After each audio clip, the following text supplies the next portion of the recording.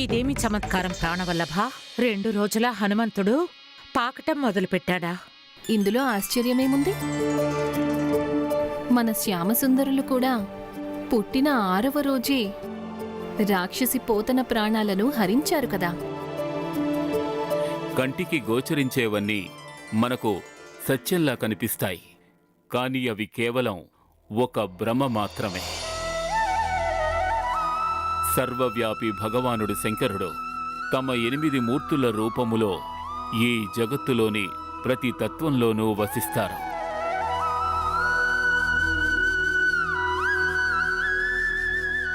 ఆకాశము, అగ్ని, జలము, వాయువు, అలాగే పృథ్వీరూపి పంచమహాభూతములలో నివసిస్తూ వాటిని నియంత్రిస్తూ ఉంటారు.